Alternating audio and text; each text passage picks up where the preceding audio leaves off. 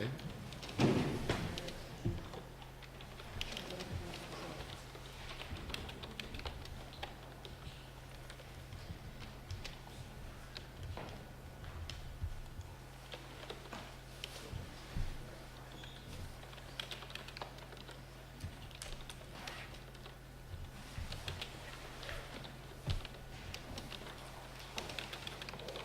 Este es el momento psicológico que se utiliza en la universidad para pasar lista, cuando están los únicos que verdaderamente están. Porque por lo menos falta la mitad.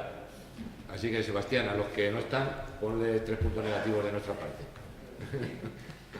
Que luego esto va a ir para examen, lo que vamos a contar ahora. Bueno, pues decía que la metodología que se elaboró durante casi un año, estuvimos trabajando en la elaboración, realmente más, formalmente fue menos, pero realmente fue más.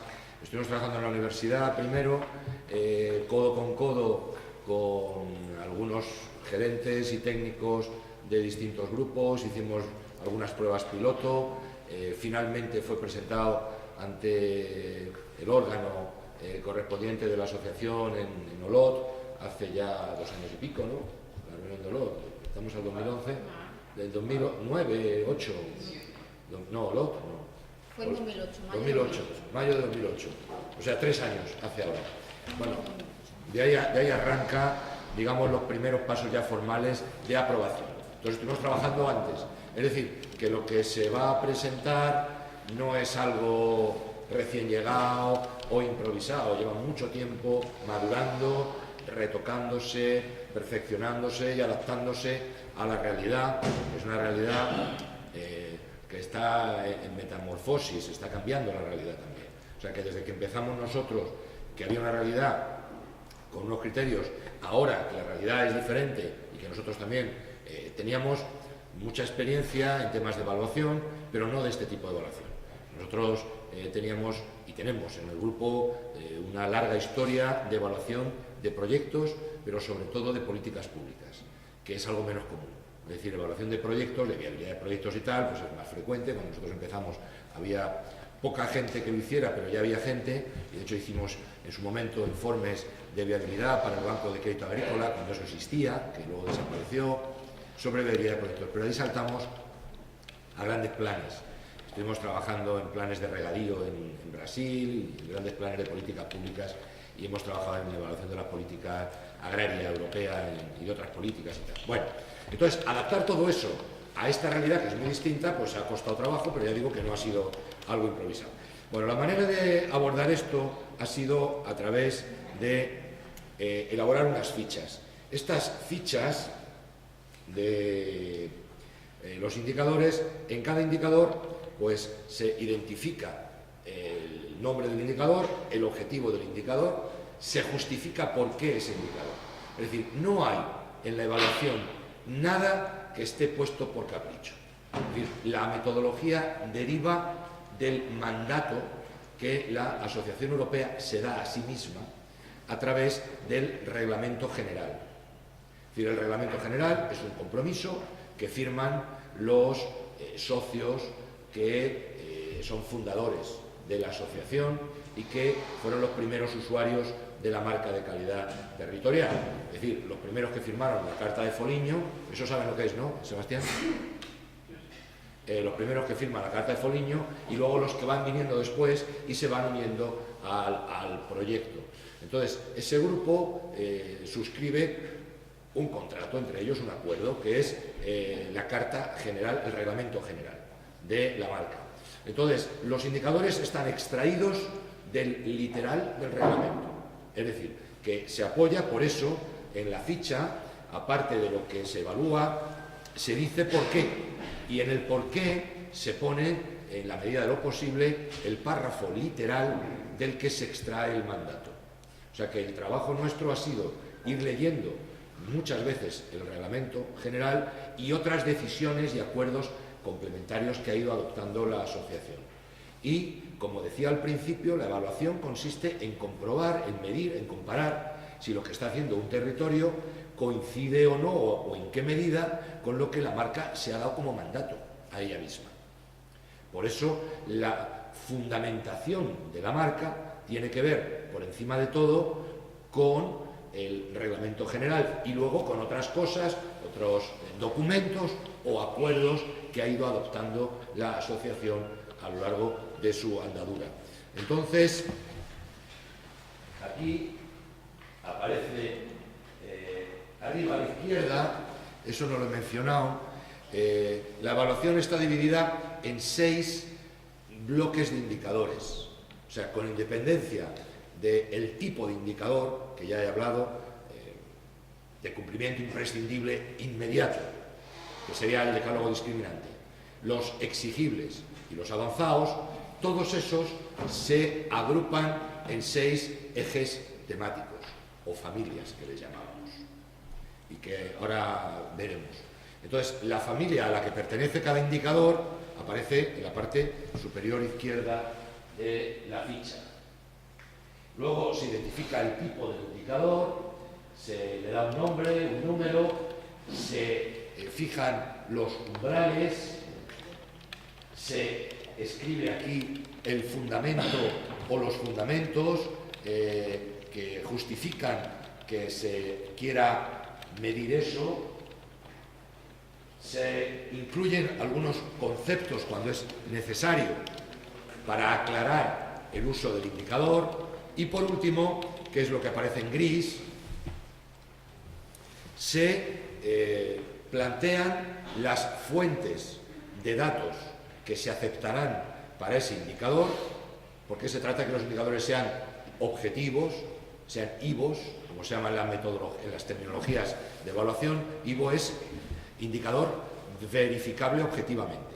Entonces, para que un indicador se considere que el resultado que da es aceptado o aceptable objetivamente, tiene que haber una definición explícita de las fuentes y luego de cómo se usan las fuentes. Pero que nadie se preocupe de eso porque ese es nuestro trabajo. Todo esto ustedes no lo vais a tener. Esto es muy andaluz, lo de decir ustedes no lo vais a tener, usar el sujeto en usted y el verbo en tú, o al revés, esto es muy andaluz. Yo sé que fuera resulta chocante, ¿no? Y ya el colmo es el de ustedes vosotros, ¿no? Pero ustedes vosotros, ¿qué vais a hacer, no? Esto es muy andaluz. Bueno, sevillanos sobre todo. Bueno, vamos a ver. Yo soy castellano, vamos a ver. Llevo 30 años, más de 30 años viviendo en Andalucía, pero yo soy castellano. Y cuando yo llegué a Andalucía me sorprendía mucho. Pero ahora a veces lo hago sin darme cuenta, como ahora mismo. No lo he hecho queriendo. Es el Guadalquivir. El Guadalquivir. Eso es. Pero de Granada, que sois los serios, no hacéis eso. No, soy yo. Bueno, pues entonces, como os digo, el indicador, cada indicador tiene una ficha como esa, pero ese es nuestro trabajo. Eso el usuario no lo va ni a ver, salvo que lo quiera ver. Quiero decir, este documento es un documento aprobado por la asociación y yo supongo que si alguien lo quiere... lo tiene. Bueno. Tiene que de Torrijos. Es verdad, que en Torrijos se distribuyó. Es que ha pasado tanto de Torrijos también ya. Ha pasado tanto y tantas cosas. Efectivamente, bueno, pues ahí está toda la estructura. Bueno. Los 6 ejes o familias temáticas son, primero el territorio, después el proyecto de desarrollo, después la marca de calidad, después el uso de la marca, la responsabilidad social y, por último, una cosa que es de las que están resultando más complicadas de presentar evidencias y de medir, por tanto, que es los conceptos de cooperación, solidaridad y transversalidad. Precisamente por esta dificultad que tiene de aplicar algo, llevar a la práctica algo que es muy conceptual, pero muy abstracto, es por lo que estos indicadores están en la familia de los avanzados. Esto no es exigible y mucho menos imprescindible, porque es algo muy vago, ¿no? Conceptual. Y esto creo que arranca sobre todo de propuesta de los franceses y creo que de los compañeros de la Garrocha, ¿no? Me parece, ¿no? Más o menos, ¿no? Pero bueno, de Girona. Bueno, pues los indicadores en sus 3 tipos, imprescindibles, discriminante, exigible y avanzado, y familia o eje 1, 2, 3, 4, 5 y 6, esto simplemente por información, esto no tiene ninguna utilidad práctica, más allá de saber cómo está organizado.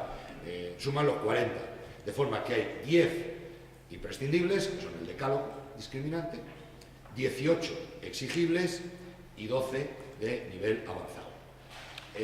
Para los territorios que están empezando, yo diría, pero es una opinión, que se olviden de los avanzados. Porque claro, alguien, por una cuestión conceptual, alguien que está empezando, obviamente nadie le va a mirar como avanzado, porque no tiene sentido.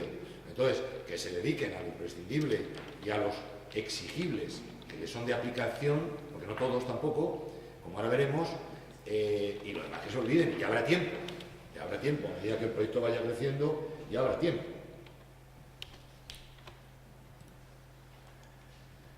¿Cuáles son los 10 imprescindibles? Los 10 imprescindibles son, primero, que el territorio exista como territorio construido.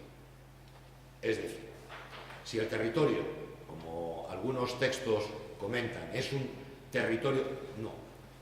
Tiene que ser un territorio de acción, es decir, un territorio que tenga un proyecto y que haya un consenso en caminar hacia ese proyecto, pues tiene que ser objetivo que eso es así. No es que alguien diga es así, no. Hay que demostrar que es así. Esto es fácil. Bueno, es fácil cuando exista no es fácil. Habrá que hacer que exista. Cuando no exista, si alguien quiere, pues tendrá que hacer que exista. Entonces, ¿cómo se consigue? Pues, o bien, porque el territorio es un territorio histórico, históricamente, ese territorio ha estado trabajando juntos, una serie de municipios. Esto casi siempre, aunque no es conceptualmente sinónimo, tiene que ver con una comarca natural, es decir, el Valle de Arán, por ejemplo, o la comarca de la Garrocha, con la que cada vez tenemos más estrechas relaciones, la vamos conociendo bastante bien. Pues la Garrocha es hoy lo que es, y hay el nivel de vida que hay en Olot, porque han estado muy aislados históricamente. Pero no basta con eso, no basta con haber sido una comarca histórica, hay que haber andado más camino, porque una comarca histórica que no tenga un proyecto tendrá una identidad muy marcada, una comarca histórica tendrá una identidad muy marcada, pero no necesariamente un proyecto colectivo. Entonces, una comarca histórica tendrá que dotarse de un proyecto colectivo si no lo tiene, para ser considerado un territorio de acción, un territorio con proyecto, que es el primer indicador. Pero también hay muchos territorios, pensemos ahora en La Mancha, ¿no? Pues La Mancha, pues como dice la canción, a la Mancha manchega, que hay mucho vino, mucho pan, mucho aceite, mucho tocino. Pero la verdad es que entre Argamasilla de Alba, Villarrobledo, Tomelloso, Daimiel, es que es muy parecido. Entonces hay que tomar una decisión de naturaleza administrativa. Hay dos grupos de Castilla-La Mancha, que son de las tandas anteriores, tierras de Ocam, con centro en Ocaña, y tierras de Talavera, con centro en Talavera. Y tierras de Dulcinea.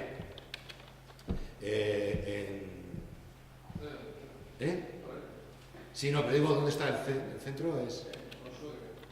No. Quintanar de la Orden, ahí están.